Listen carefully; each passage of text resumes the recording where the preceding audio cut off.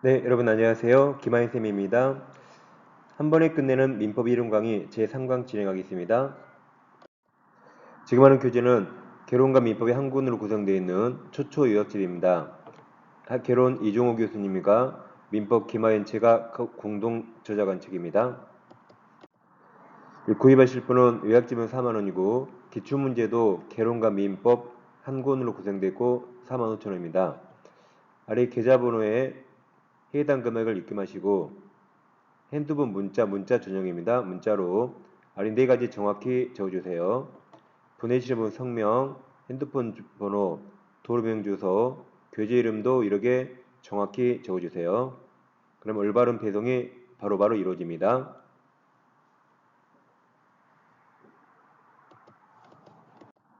우리 지난 시간에 법률행위 성립 요건으로 당무구 세 가지 공부했습니다. 당사자, 목적, 의사표시. 우리 교재도 당사자, 목적, 의사표시 순으로 구성되어 있습니다. 그래서 이제 하나씩 보겠습니다. 이제 당사자는 권리 주체가 이제 자연인과 법인이 있죠. 자연인은 우리처럼 숨 쉬는 사람이죠. 얘는 엄마 몸에서 출생했을 때부터 맥박이 끊길 때까지 권리 의무 주체가 됩니다. 법인은 무생물이죠. 이 사람이 편하게 살기 위해서 만든 인위적인 단체, 로봇 같은 존재죠. 법인은 설립 등기를 해야 돼요. 그 해산 시까지 권리 능력을 갖습니다. 출생과 등기 동의로 보시고 사망해산 동의어처럼 보시면 되겠습니다. 그래서 법인도 권리 주체가 됩니다. 교재 자 173페이지 당사자가 나옵니다. 당사자는 권리 능력, 의사 능력, 행위 능력이 있어야 돼요. 권리 능력은 자연인 법인이 있습니다. 다음 의사 능력은 지난 시간에 유아 만취자 같은 의사 무능자 법률행위는 무효가 된다고 지난 시간에 공부했던 겁니다. 다음 교재 행위 능력 보세요. 민법은 제한 능력자로 미성년자 피한정 후견인, 피성년 후견인을 정하고 있습니다. 주의하실 게 피특정 후견인은 제한 능력자가 아닙니다. 이 피특정 후견인은 특정 사무에 일시적인 후원이 필요한 사람이에요. 예를 들어서 교통사고 나서 지금 전신마비 중이에요. 전신 마취다. 마치면 수술할지 말지 결정할 수 없죠. 그때 잠깐 그 일을 다른 보호자가 결정할 수 있죠. 이렇게 특정 사무에 일시적 후원이 필요한 사람이라 얘는 제한 능력자가 아닙니다. 그래서 제한 능력자 세 가지 외워두세요. 여러분 혹시 이런 노래 아세요? 인생은 미완성 쓰다가 많은 편지 아세요? 아시구나. 그럼 자 이렇게 인생은 미완성, 미한성, 미한한한, 미한성. 얘들의 능력이 좀 완성되지 않은 자라 인생은 미한성, 미한정후견 성년하세요. 그럼 피특정 아니란 말이죠.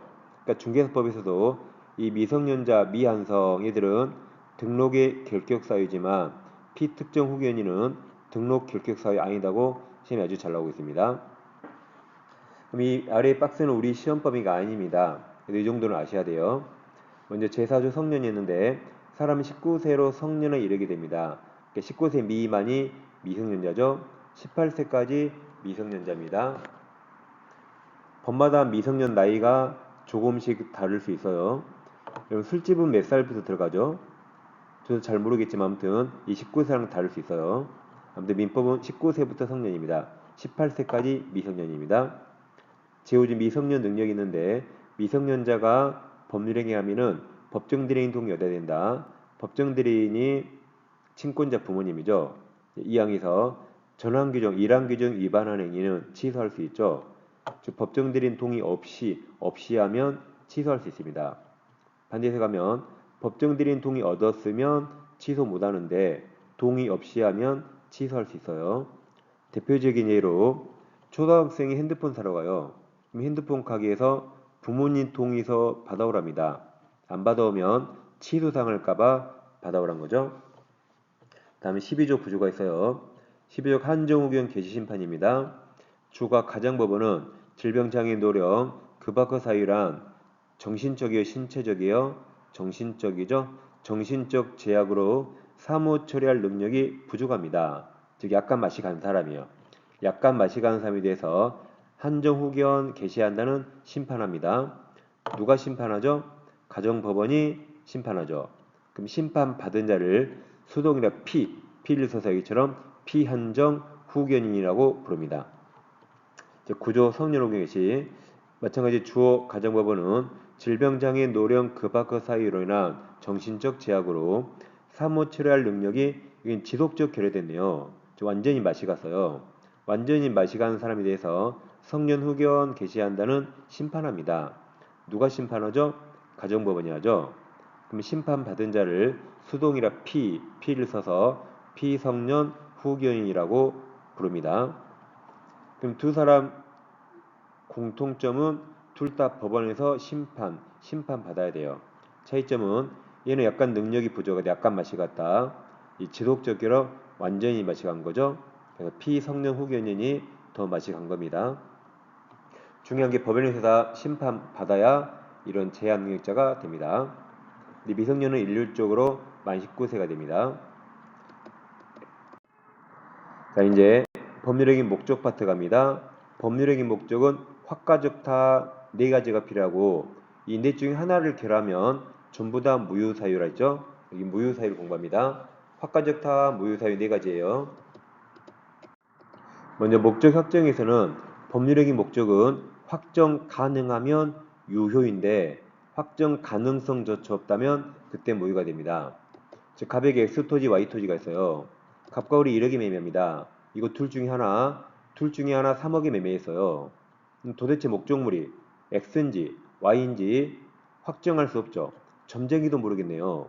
확정 가능성 없죠? 그럼 이미 무효가 됩니다. 근데 만약에 자 우리 좀 선택장이라 이래요.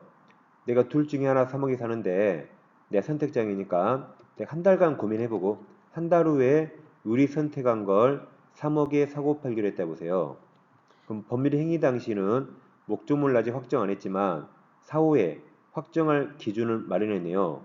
이때는 확정 가능성이 있어 보이죠. 이때는 이거 유효가 됩니다. 그러면 이제 갑은 한 달 동안 둘 다 팔면 안 되겠죠? 우리 뭘 선택할지 모릅니다. 확정 가능하면 유효인데 그조차 없다면 무효가 됩니다. 그래서 매매계약의 경우 목조물과 대우는 반드시 계약 체결 내용이 구체적으로 확정이나 특정하여야 한다면 틀리고 확정해야 하는 거 아니고 이를 사후이라도 구체적으로 확정할 수 있는 방법과 기준이 정해져 있으면 충분하다, 유효하단 말이죠. 그조차 없다면 그때 무효입니다. 목적의 실현 가능 반대가 실현 불가능이고 불능은 원시적 불능과 후발적 불능이 있습니다. 원시적 불능이란 처음부터 불가능 그래서 이건 무효가 되는데 후발적은 나중에 불가능 그 말이죠. 그럼 처음에는 가능했기 때문에 이건 유효로 다룹니다. 그래서 여보세요? 휴 하세요. 휴 하세요. 원시적 불능 자동 무효가 됩니다. 예를 들어서 갑에게 건물이 있는데 건물을 을과 5월 1일 날 매매했어요. 근데 사실 그 건물은 그 전에 이미 없어졌습니다. 그 전에 4월 28일 없어졌어요. 그 매매계약 당시에 이미 목조물을 넘길 수 없죠. 이행 불가능이죠. 이게 원시적 불능이고 무효가 됩니다. 후발적 불능은 각 건물을 을과 5월 1일 날 매매했는데 매매계약 당시에는 건물이 살아 있었거든요. 근데 그 후 건물이 소실됐습니다. 이게 후발적 불능이고 이때 매매계약 당시는 이행 가능했으니까 이건 유효로 다룹니다. 외우세요. 휴 하세요. 민총은 여기까지만 해요. 나중에 해결 방법은 계약법에서 나옵니다. 오늘은 휴 하시면 되겠습니다. 목적의 적법이란 목적은 법에 적합해야 돼요. 그럼 이 법률 규정은 크게 임의 규정과 강행 규정 나눌 수 있고 이걸 의무 법규 또는 강행 법규 같은 말입니다. 그럼 둘 중에 어떤 게 어감이 있어 세 보이죠? 강행 규정이 더 세 보이죠? 이게 센 캐릭터예요. 그럼 임의 규정은 만만하네요. 그래서 임의 규정은 안 지켜도 됩니다. 그래서 어떤 게 임의 규정일 때 임의 규정과 계약 당사자가 서로 다른 약정합니다. 그럼 그들은 그 약정에 따르고 임의 규정은 안 지켜도 됩니다. 한편 강행 규정 우리한테 언제나 적용되는데 이게 단속 규정과 효력 규정이 있습니다. 단속 규정은 경찰 행정 단속이 주목적이라 이 규정 위반하면 사법상 효력 유효, 사적 거래 유효입니다. 단지 단속당해서 제재를 받을 뿐입니다. 흔히 우리가 단속 떴다 그러죠? 만약에 술집에 미성년자 단속 떴다. 그럼 제재를 받지만 술값은 다 내야 됩니다. 근데 이제 효력 규정 위반하면 그때 무효가 됩니다. 결국 다 유효. 뭘 위반해야 무효가 되죠? 효력 규정 위반했을 때 무효가 됩니다. 그리고 우리 민법에 있는 모든 강행 규정은 다 효력 규정입니다. 근데 우리 민법에는 단속 규정이 없어요. 민법은 임의 규정과 효력 규정으로만 되어 있습니다. 그리고 단속 규정은 앞에 단속이라고 꼭 써집니다. 단속이라고 꼭 써지니까 그냥 강행 규정 나오면 다 효력 규정 말합니다. 따라서 강행 규정 위반 무효 맞는 말이에요. 왜 맞아요? 단속 규정은 꼭 단속이라고 써지기 때문에 강행 규정 나오면 보통 효력 규정을 말합니다. 다음 이제 민법에서는 계약 부분 대부분 임의 규정이고 물권은 대부분 강행 규정으로 되어 있습니다. 그 예외적인 걸 나중에 몇 개 오시면 되는 겁니다. 자, 그럼 예를 들어볼게요. 가백에 건물이 있는데 을과 임대차 있습니다. 임차인이 건물을 사용하다가 피로비나 유익비를 들여서요. 그럼 우리 민법은 임차인은 임대인에게 그 비용 달라고 청구할 수 있습니다. 그게 626조예요. 근데 만약에 갑과 을이 임대차 할 때 야 임차인 너 비용 청구하지 마 라고 비용 청구권 배제 포기하기로 약정했다 해보세요. 법에서는 청구할 수 있다 그랬는데 자기들은 청구하지 말자 그랬네요. 그럼 이 약정이 유효일까요? 무효일까요? 이 약정 유효 무효는 이 법 규정에 달려 있습니다. 만약 626조가 만약 임의 규정이라면 반대 약정 유효가 됩니다. 근데 만약에 강행 규정이라면 민법은 다 효력 규정이라 위반된 약정 무효가 됩니다. 근데 이 규정은 대표적인 임의 규정으로 시험에 제일 잘 나옵니다. 그래서 임의 규정 안 지켜도 돼요. 당사자 약정이 더 우선합니다. 그러니까 갑과 을은 임의 규정 적용 안 되고 약정에 따릅니다. 그래서 임차인은 유익비 같은 비용 청구 못하게 됩니다. 우리가 임대차 계약서에 거의 써 있습니다.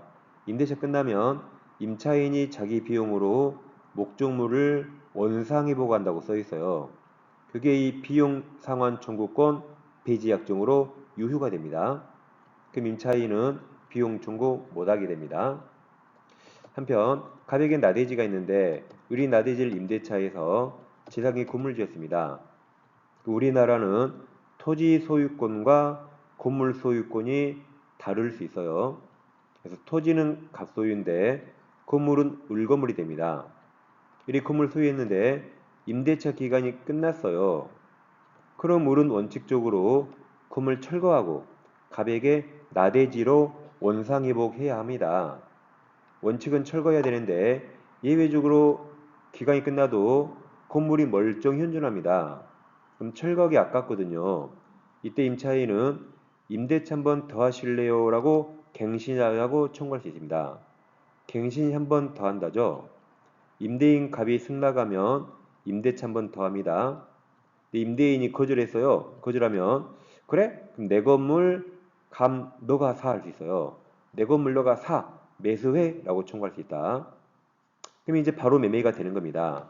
갑은 무조건 사야 됩니다. 이런 규정이 우리 민법 643조에 있어요. 그래서 임대인은 이런 규정 알고 있기 때문에 임대차 할 때 특약 있죠. 매수 청구권 배제 포기하기로 특약하고 계약서 쓰고 사인했습니다. 근데 법에서는 청구할 수 있다 그랬거든요. 근데 자기들은 청구하지 말자 그랬죠. 그럼 이게 유효일까요? 무효일까요? 이게 유효 무효는 이 법조문에 달렸습니다. 만약 이 법조문이 임의규정이라면 반대약정 유효가 됩니다. 근데 이건 계약법이지만 대표적인 강행규정으로 시험에 아주 많이 나옵니다. 이건 예외적 강행규정이라 민법은 다 효력규정이죠? 그럼 위반약정 무효가 됩니다. 그래서 계약서에 쓰고 사인했더라도 이 약정 효력 없어요. 그래서 약정했더라도 을은 내 건물 사할 수 있고 갑은 무조건 사야 됩니다. 이게 대표적인 강행 규정, 효력 규정입니다. 자, 그럼 시험에서는 이제 지금 어떤 게 단속 규정이고 효력 규정인가 그걸 잘 물어봅니다. 대표적인 게 무거운 시점이에요. 식당이 무고하다, 포장마차 무고하네요. 그럼 신고하면 사장님은 제재를 받아요. 그래도 음식값 내야 됩니다. 사법상 유효. 무고가 숙박업도 마찬가지죠. 신고하면 사장님 제재 받아요. 그래도 개인거래 유효라 숙박료는 내야 됩니다. 이 단속이 주 목적이에요. 다음 시험에 가장 많이 나온 게 중간생략 등기, 즉 미등기 전매입니다. 예를 들어서 갑부동산을 을에게 팔았습니다. 을이 다시 병한테 파는 걸 전매 그래요. 을이 먼저 샀죠? 그리고 옮길 전자 다시 파는 걸 전매라 합니다. 그럼 원래 을은 자기 앞으로 등기하고 병 앞으로 이전 등기해야 되는데 미등기로 전매했어요. 그리고 을 건너뛰고 갑에서 병 앞으로 중간 생략하고 병 앞으로 바로 등기했습니다.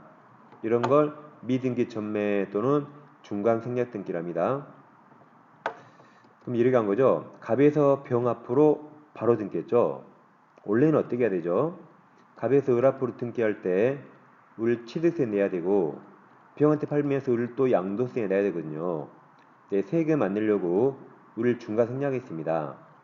근데 이렇게 등기하든 정상적으로 하든 병에게 오는 결과가 똑같네요. 이걸 등기법에서 실체관계 부합한다고 표현합니다.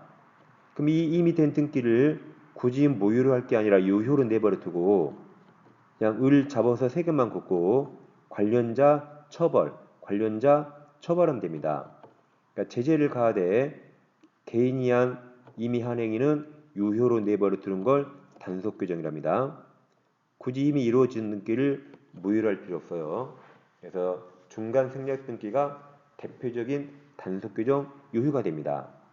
단 나중에 하겠지만 만약 EX가 토지거래 허가구역이라면 허가구역에서는 중간 생략 등기가 무효가 돼요. 허가구역이 아니면 중간 생략 등기는 단속 규정이라 원칙 유효가 됩니다. 꼭 기억하세요. 다음에 이런 중개사법에서 직접거래 금지 규정도 대표적인 단속 규정입니다. 갑이 10억짜리 아파트가 있는데 갑이 지금 당장 미국 이민 가야 돼요. 아파트 처분해야겠죠. 요즘 부동산이 안 좋아서 안 팔리네요. 그래서 개업공사한테 오늘 당장 9억에 팔아달래요. 1억이나 싸게 나왔네요. 개업공이 사야겠죠? 잡아야겠죠? 이게 직접거래입니다. 그러니까 직접거래란 개공은 내 손님과 거래한 걸 직접거래 그래요. 그래서 내 사무실 찾아왔거나 나에게 전화했죠? 내 손님이죠. 내 손님과 거래한 걸 법에서 금합니다. 그럼 개공이 비싸게 써요. 가격 깎아 싸게 사겠어요. 싸게 살까봐.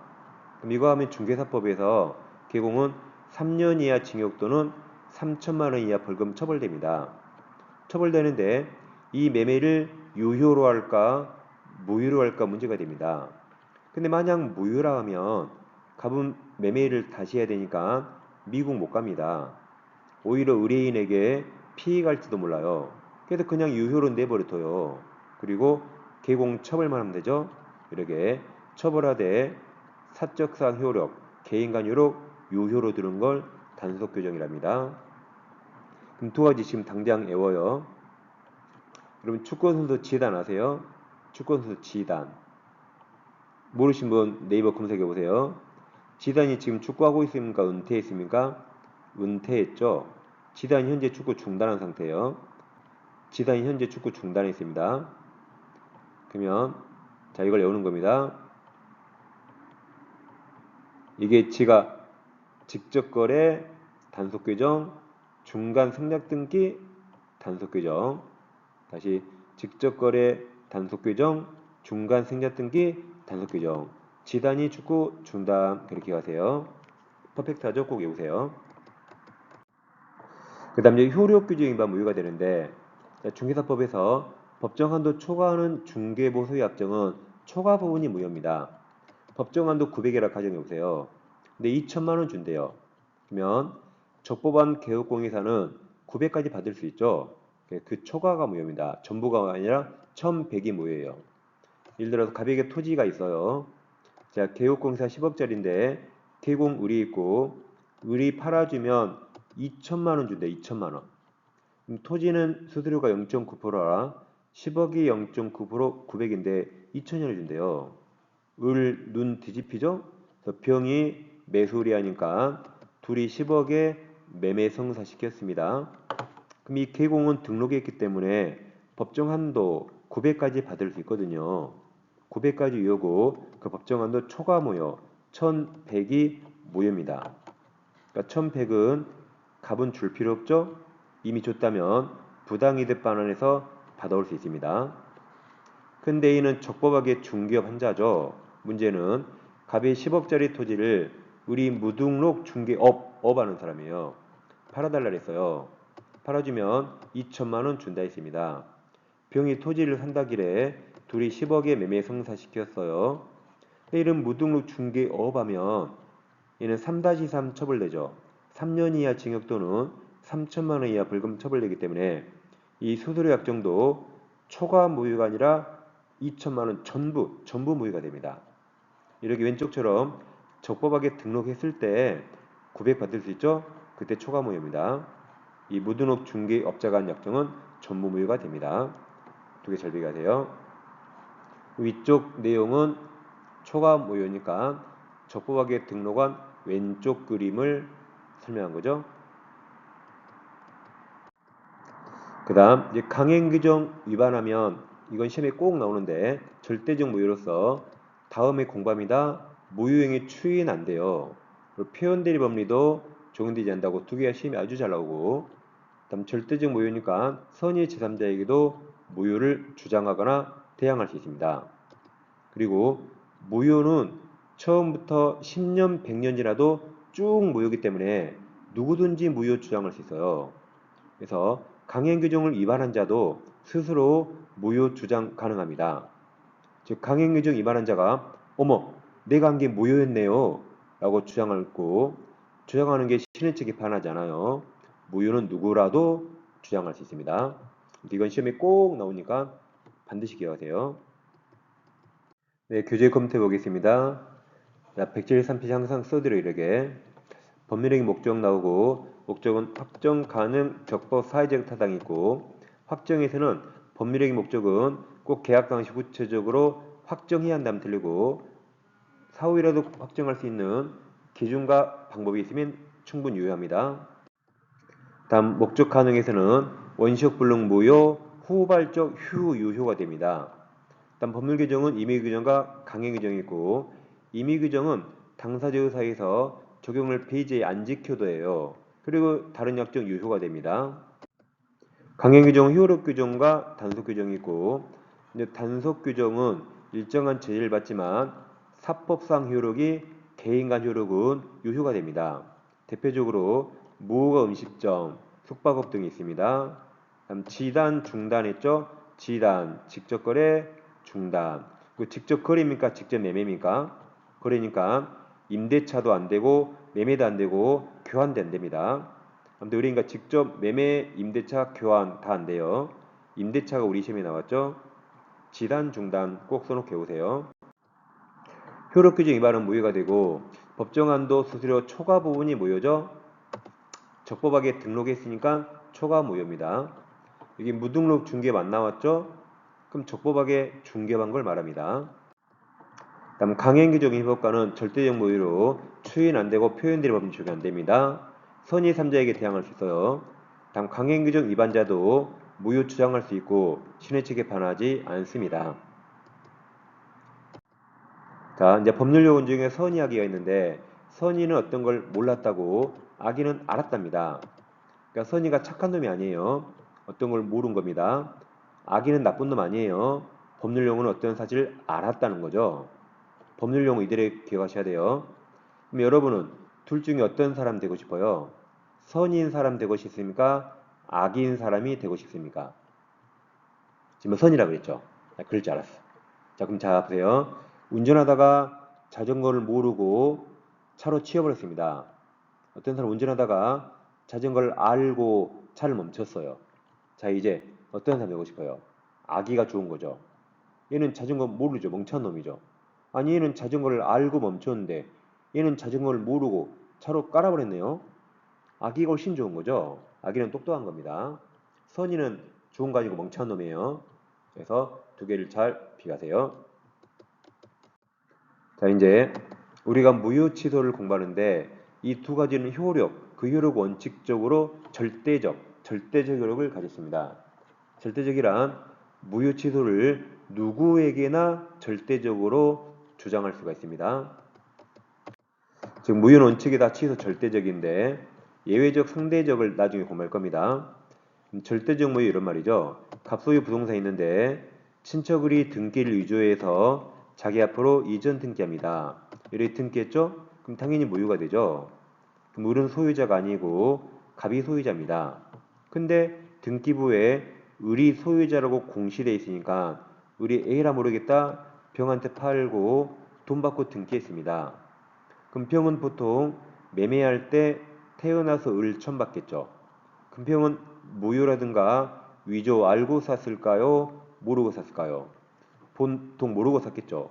모른다 선이라고 가정해봐요. 금평은 앞사실 모르고 샀으니까 병등기 유효일까 무효일까 문제가 됩니다. 병 앞사실 모르고 샀으니까 유효라고 가정하면 금평이 소유권 취득하거든요.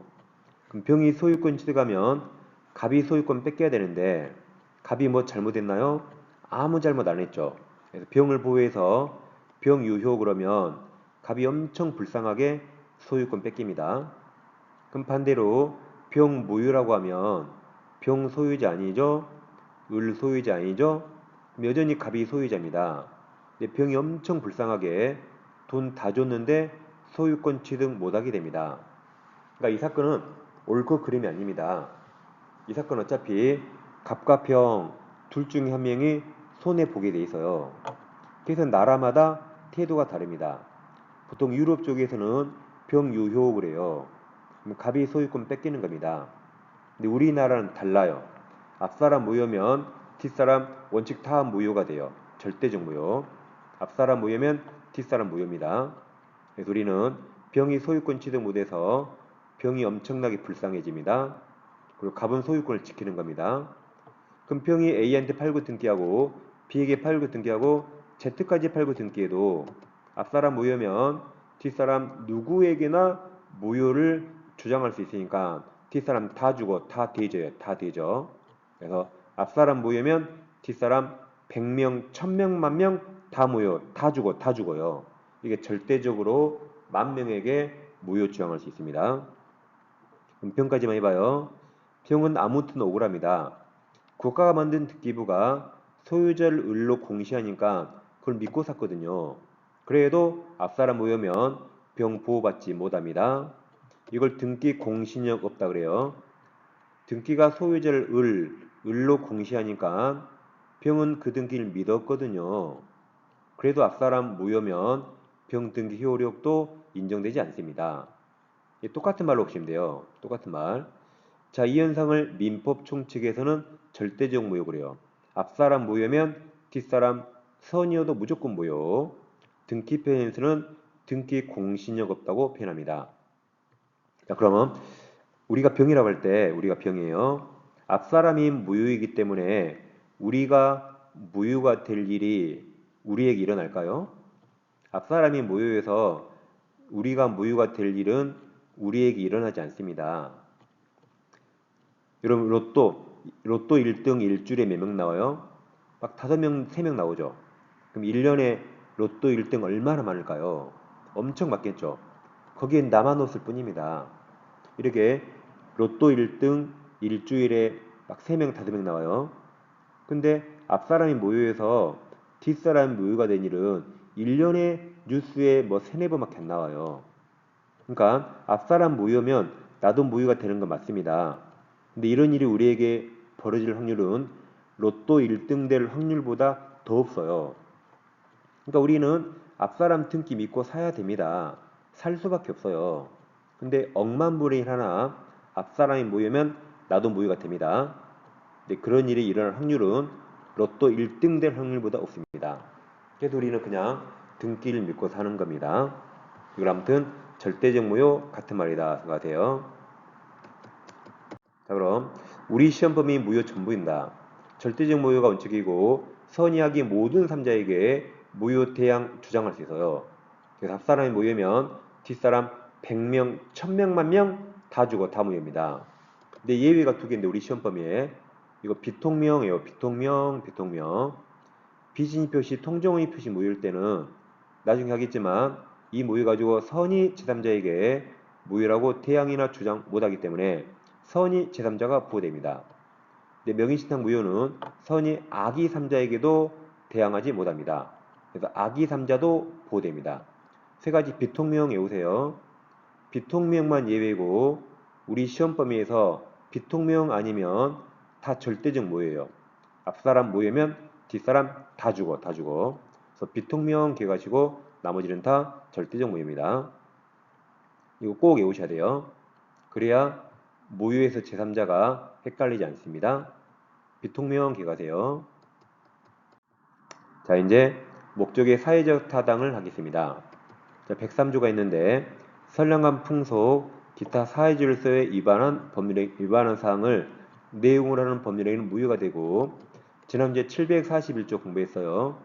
법률상 원인 없이 예를 들어 무효 등으로 읽으라 했죠. 타인 재산 또는 노무로 인하여 이익을 얻고 이로 인하여 타인에게 손해가 간 자 그 이익을 반환해야 됩니다. 이익을 반환해야 되죠. 반대해서 가면 상대방은 반환 청구할 수 있어요. 특칙이 746조 불법원인 급여고 여기서 말한 불법이란 강행규정 위반이 아닙니다. 여기서 말한 불법이란 103조 무효 반사회 질서 법률행위를 말합니다. 그래서 103조 무효 원인으로 재산을 급여하거나 노무 제공한 때는 그 이익 반환 청구하지 못합니다. 이것이 103조 무효일 때 불법원인 급여라고 부릅니다. 그 무효 다시 정리해요. 무효는 처음부터 아무 이유가 없기 때문에 내 의무 이익 전에 이행할 필요 없고 상대방은 이행 청구 못하죠. 근데 이행했네요.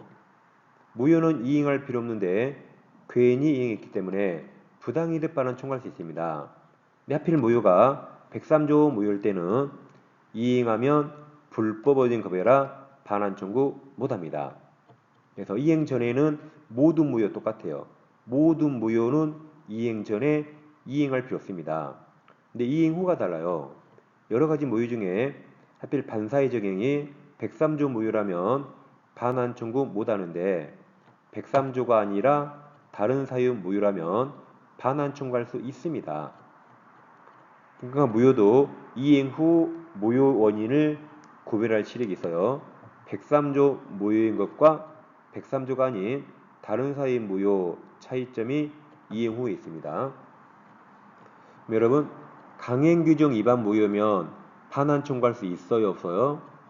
강행규정 위반 무효인데 이행하면 반환 청구할 수 있어요 없어요? 있습니다.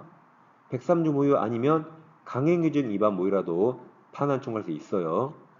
103조 무효일 때만 반환 청구 못합니다. 자, 그럼 제가 103조 1 들어볼게요.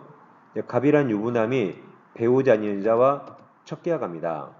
갑이 그랬죠. 야, 나랑 2년 사라지면 이 부동산 너 중요할게 그랬어요. 우리 부동산 받을 생각에 눈 딱 감고 2년 사라졌어요. 2년 살았는데 갑이 을에게 소유권 등기를 안 해줍니다. 그러니까 을녀가 조르다가 소송했죠. 아저씨 준다 했으면 줘야죠. 빨리 내놔 라고 소유권 이전 청구하는 소송을 제기했습니다. 소송을 제기하니까 갑이 엄청 쫄았죠. 하마터면 와이프한테 들킬 뻔했어요. 그래서 갑이 얼른 변호사 찾아갔습니다. 그러니까 갑 측 변호사가 판사님 이거 전부 다 무효 아닙니까 물어봤어요.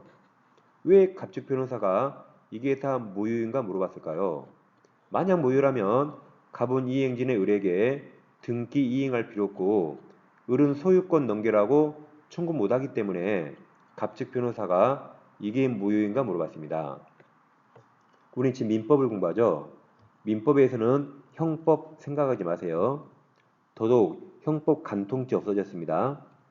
이건 형법이 아니고 이건 민사적으로 이게 유효인가 무효인가를 판단해야 돼요. 이게 유효이면 약속 지켜야 되니까 소유권 넘겨야 되고 이게 무효면 약속 이행할 필요 없습니다. 그래서 판사들이 우리나라 법조문을 뒤져봤더니 첫 계약이 유효인가 무효인가 법조문이 없는 겁니다. 그럼 법조문이 없으면 판사가 양심에 따라 판단해요. 아직도 우리나라 판사가 남자가 훨씬 많아요. 자기도 혹시 살다 보면 첫 계약 할지도 몰라요, 혹시. 옆에 판사가 했다더라고요. 그래서 이건 무효라고 하고 싶어요. 무효라고 하고 싶은데 근거 조문이 없죠. 그때 103조 들이대요. 첫 계약은 선량한 풍속 사회질서에 위배해서 103조 무효라고 판시했습니다. 그럼 무효가 되니까 갑은 이행 전에 이행할 필요 없고 을은 이행 청구 못합니다. 소송에도 을이 집니다. 을이 쳐요. 괜히 을은 변호사비까지 날리게 되는 겁니다. 갑이 안 주면 을은 받아올 길이 없습니다. 그럼 여자분들 또 을 불쌍하세요? 어머 어린 것이 고생했겠네. 어머 부동산 못 받아오네. 을 불쌍하세요? 뭐가 불쌍해? 갑이 여러분 남편이라 보세요. 나 여러분 남편. 그럼 이런 천하의 원수가 없잖아요. 못 받아도 쌉니다. 그러니까 여러분 꼬신 놈이나 넘어간 여 누가 나빠요? 둘 다 나쁜 놈이에요. 꼬신 놈이나 덕성 문 여자나 둘 다 나쁩니다. 못 받아도 쌉니다. 근데 이번에 이제 반대로 갑이 신사답게 을 앞으로 소유권 이전 등기 해줬어요. 이제 을려가 등기를 받으니까 이제 갑 전화도 안 받는 겁니다. 세상이 주니까 전화도 안 받아요. 아니, 누가 만나자 해서 전화 좀 하자 그랬지. 안 받아요. 그러니까 갑이 상심해서 친구들한테 고민을 털어놨죠. 네, 유유상종이라고 그 친구 옆에 그런 놈 많더라고요. 그러니까 갑 친구들이 야 무효인데 왜 이행했어? 무효인데 이행했으니까 빨리 가서 받아와 그러더라고요. 그래서 갑이 쫓아갔죠. 야 무효인데 내가 이행할 필요 없는데 괜히 이행했네. 그래서 부당이득 반환 청구했어요. 할 수 있나요? 못합니다. 다른 사유 무효라면 갑 친구 말대로 반환 청구할 수 있거든요. 근데 103조 무효라면 주면 끝이에요. 불법어진 급여라 반환 청구 못합니다. 그럼 반환 청구 못하죠? 자, 그럼 첫 계약이 원인 무효, 원인이 무효이기 때문에 그럼 을 등기도 결과도 무효가 되거든요. 그럼 을 무효면 갑에게 소유권 있는 겁니다. 그럼 갑이 소유권 있으니까 소유권으로 물권적 반환 청구하면 될까요? 갑에게 소유권 있더라도 아니 이거 못하게 하고 이거 허용하면 말이 안 되죠. 그러니까 소유권으로도 물권적 반환 청구할 수 없다 그랬어요. 그래서 갑이 어떻게든 찾아갈 방법이 없기 때문에 을이 소유권 취득합니다. 을려가 자리서가 아니에요. 을려가 자리서가 아니라 갑이 어떻게든 반환 받아갈 방법이 없기 때문에 첩이 반사적 이익으로 소유권을 취득합니다. 그러니까 첫 계약은 둘 다 나쁜 놈이죠. 둘 다 나쁜 놈이라 을이 법원에 뭔가를 청구하면 무효이기 때문에 법에서 거부하고 갑이 등기 넘겼죠. 그리고 갑이 법원에 뭔가를 청구하면 갑이 이행하면 불법어진 급여라 법에서 안 도와줍니다. 너희 둘 다 법에 도지 마. 그게 103조와 불법어진 급여 취지가 됩니다. 이번엔 갑과 을이 도박장에서 만났는데 대학교 친구더라고요. 갑이 돈을 잃으니까 을이 많이 따야 돼 하고 2천만 원 빌려줬습니다. 근데 갑이 2천만 원 토하 잃어버려서 돈을 못 갚아요. 못 갚으니까 을이 소송했죠. 야 임마 2천이 작은 돈이니 빨리 갚으라고 변제 청구하는 소송을 제기했어요. 이 소장이 날라오니까 갑이 변호사를 찾아갔죠. 그러니까 갑 측 변호사가 판사님 이거 다 무효 아닙니까? 물어봤습니다. 그러면 형법에 도박죄 있어요. 네, 생각하지 마시라 그랬죠. 법원은 이게 민사적으로 유효인가 무효인가를 재판해야 돼요. 근데 우리나라 어떤 법을 찾아봐도 도박채권 채무가 유효인가 무효인가 법조문이 없는 겁니다. 그럼 판사가 또 양심에 따라 판단하는데 옛날 판사들 못 살았어요. 꼭 갑이 자기 아버지가 생각나더라. 판사 아버지가. 자기 아버지가 도박으로 재산 다 날렸거든요. 그래서 자기 아버지가 생각나서 아버지에게 유리하게 그냥 무효라고 했어요. 무효. 무효니까 갑은 이행할 필요 없죠. 을은 이행 청구 못합니다. 청구해도 을이 집니다. 그래서 갑이 안 주면 을은 못 받아와요. 그러니까 이 판결이 나오면서부터 도박빚은 안 갚아도 된다고 국민들이 많이 알기 시작한 겁니다. 이번에 이제 반대로 2천 빌렸는데 갑이 돈을 다 잃었거든요. 그래도 어떻게든 돈을 갚았어요. 어떻게든 달러빚 사치에 써서 갚았거든요. 그러니까 또 갑 친구들이 야 세상에 사치에 써서 갚니? 바보야 무효인데 왜 갚았어? 이행할 필요 없어. 빨리 가서 받아와 그러더라고요. 그래서 갑이 가서 반환 청구했어요. 나 죽겠다고. 근데 할 수 없습니다. 다른 사유 무효라면 반환 청구할 수 있지만 103조 무효면 이행하면 불법의 응급이라 반환 청구 못하게 합니다. 그러니까 도박 채권 채무도 빌려준 놈이나 빌린 놈이나 둘 다 썩을 놈이에요. 법에서 안 도와집니다. 을이 법원에 뭔가를 청구해도 무효니까 법에서 안 도와주고 갑이 이행했죠.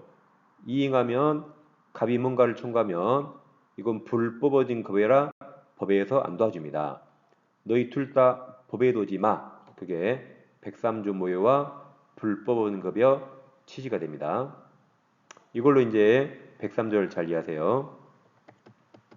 여러분 교재 175페이지 사회질서 변효과가 있죠. 무효라 이행하기 전에 이행할 필요 없고 근데 이행하면 103조 무효는 불법인 급여라 부당이득 반환 청구할 수 없고 아까 첩이 소유권으로도 물권적 반환 청구할 수 없다 그랬죠. 첩에게 못하죠. 첩에게. 그래서 첩이 반사적 이익으로 소유권 취득한다고 그 첩사리를 생각하면 되겠습니다. 네, 이어서 판단식인데 뭐든지 판단식은 행위 당시, 법률 행위 당시입니다. 행위 당시 기준으로 판단합니다. 그 다음에 이제 우리 사람마다 어떤 게 반사회적 행위가 아닌가 사람마다 생각이 다를 수 있거든요. 그래서 우리는 지금부터 대법원 판례를 외우셔야 되고 그 판례가 시험에 나옵니다. 그러면 반사회적 법률 행위로 무효 아닌 거 대표적 5개를 겁니다. 그럼 103조 무효 아니니까 이행했더라도 불법인 급여가 아니란 말이죠. 만약 103조 무효라면 불법인 급여가 되는데 103조 무효 아니기 때문에 이행했어도 불법인 급여가 아니죠? 그럼 반환 청구할 수 있다는 겁니다. 자 그럼 강제집행행 나오면 103조 무효 아니에요. 강박도 아닙니다. 통정의 표시 아니에요. 명의신탁 아닙니다. 양도세 등 조세만 나와도 얘들은 다 103조 무효가 아닙니다. 주의하실 게 우린 지금 유효 무효를 공부한 게 아니에요. 우린 유효 무효를 공부한 게 아니라 103조에 해당하는가 해당하지 않는가를 공부합니다. 그럼 3번 통정의 표시는 103조가 아니라 108조 무효예요. 108조 무효여도 103조 무효가 아니란 말이죠. 명의신탁은 부동산 실명법 위반 무효입니다. 부동산 실명법 무효이지만 103조 무효가 아니란 말이죠. 그러니까 우리는 지금 유효 무효를 공부하는 게 아니에요. 103조 해당하는가 해당하지 않는가입니다. 이 5개는 103조 무효가 아닙니다. 그런다고 얘들이 유효하단 말이 아닙니다. 우리 유효 무효가 아니에요. 103조에 해당하는가 해당하지 않는가 보는 겁니다. 얘는 110조 취소 사유고 취소하면 무효가 되죠. 그래도 103조 무효 아니에요. 얘는 108조 무효이지만 103조 아닙니다. 얘는 부동산 실명법 무효이지만 103조 아니에요. 그러니까 이들은 다 나쁜 짓인데 103조 무효가 아니니까 시험에 잘 나옵니다. 또 얘들을 우리가 강강수월래 하죠. 그렇지. 강강허신조 외우세요. 강강허신조 넣으면 103조 아니다. 얘들 넣으면 중간에 볼 거 없어요. 103조에 해당하여 무효 틀립니다. 여러분 교재 판단식의 행위 당시고 강박 나오면 중간에 볼 거 없어요. 반사회적 행위 무효 아닙니다. 강제집행도 볼 거 없어요. 반사회적 행위 아니에요. 허위 표시도 반사회적 아닙니다. 명의신탁으로 타인 명의로 등기더라도 103조 무효 아니죠? 103조 무효 아니니까 불법인 법에 해당하지 않습니다. 양도세 조세 나오도 제일 끝에 반사의 적용이 무효가 아닙니다. 중간에 볼 필요가 없어요. 그래서 강강의 신조 꼭 외우세요. 그 다음 변호사를 찾아가면 착수금을 몇백만 원 주고 내가 이기면 예를 들어 2천만 원 더 주세요 그러더라고요. 그럼 이거 줘야 되는가? 이걸 민사사건과 형사사건 나눠요. 그럼 소송 의뢰인이 어느 사건에 더 쫄아 있죠? 형사에 쫄아 있죠. 예를 들어서 깜빵에서 꺼내줄 테니까 2천만 원 내놓으세요. 고박 힘듭니다. 근데 민사는 돈 안 갚아도 깜빵이 안 갑니다. 의뢰인이 덜 쫄아 있으니까 이때 한 약정은 103조 무효가 아닙니다. 근데 형사에서 한 약정은 쫄아 있는 의뢰인을 이용한 약정이라 103조 무효가 됩니다. 다음 증언하면 2천만 원 달래요. 법원이 세상에 하루 증언해 주니까 2천만 원 달라. 그럼 이 증언은 자, 잘 보세요. 증언 써 있죠. 이거 사실 증언입니까? 허위 증언입니까? 아니면 잘 모릅니까? 사실입니다. 증언은 사실을 말하는 게 원칙이죠. 원래 정상은 이렇게 정상이라고 굳이 안 써져요. 허위면 허위라고 써집니다. 그래서 그냥 증언은 사실 증언이에요. 그럼 사실 증언하고 2천만 원 받기로 하면 하루 일당 교통비는 유효입니다. 상당적으로 용인되는 수준까지 유효. 그걸 초과가 무효예요. 그래서 한 100만 원 유효, 나머지 1900 이건 103조 무효가 됩니다. 근데 이렇게 비정상은 허위라고 비정상 써줘 이렇게. 뭐 허위 진술하고 2천 받기로 하면 100% 무효입니다. 상당적으로 용인되는가를 따질 필요 없이 100% 무효예요. 사실 증언일 때 상당적으로 용인되는 수준까지 유효, 그 넘는 부분이 무효가 됩니다. 다음 첫 계약 나오면 첫 계약을 시작하는가 끝내는가. 시작하면 불법으로 들어가니까 그때 한 약정은 103조 무효인데 끝내면 적법으로 돌아오니까 그때 약정은 무효가 아닙니다. 그래서 갑과 을의 첫 계약 시작은 무효예요. 근데 중요한 게 갑의 본처가 첫 계약에 동의했대요. 그럼 첫 계약 유효일까요? 무효일까요? 방금 유효 그랬죠. 그러니까 첫 계약은 시작하는가 끝내는가만. 시작하죠. 그럼 본처가 동의해도 이건 무효입니다. 그러니까 첫 계약 무효는 이 여자 정신 나갔죠. 이 정신 나간 여자 부하는 게 아니에요. 우리나라 객관적 혼인질서 일부 일처제를 부하는 겁니다. 그래서 본처가 동의해도 무효. 시작은 무조건 무효예요. 근데 갑과 을이 첩살을 하고 있네요. 근데 갑이 첩 단절을 하고 집에 간대요. 을료가 이제 와서 나를 버리면 어떡해? 다리 잡고 안 놔줘요. 그럼 이 아파트 너 줄게. 그러니까 을이 뭐라 그래요? 아직도 안 갔니? 쫓아버리고 비밀번호 바꿔버렸습니다. 그러니까 첫 계약 끝내면 약정은 이거 유효예요. 무효 아니다. 그럼 증의해야 됩니다. 그동안에 첩에게 이자를 주거나 자녀가 태어나서 양육비 주게라는 거 이거 유효예요. 줘야 됩니다. 유효니까 약속 지켜야 된다. 그래서 첫 계약은 시작하면 불법으로 들어가니까 무효. 끝내면은 적법으로 돌아오니까 유효하세요. 다음 다수 보험계획을 통해서 보험금 부정을 취득할 목적으로 체결했다. 무효 같죠? 다음 공무원 직무에 부당한 청탁을 하고 돈 주게 해도 103조 무효입니다. 다음 아까 도박 자금을 대여하거나 도박 빚을 갚기로 한다. 무효가 돼요. 근데 이 옆에 읽겠는데 갑에게 X란 부동산이 있는데 을이 갑에게 도박 채권이 있어요. 을이 도박 채권자고 갑이 도박 채무자입니다. 근데 갑이 돈을 갚고 싶은데 돈이 없어요. 안 되겠다. 부동산을 팔아서 갚아야지.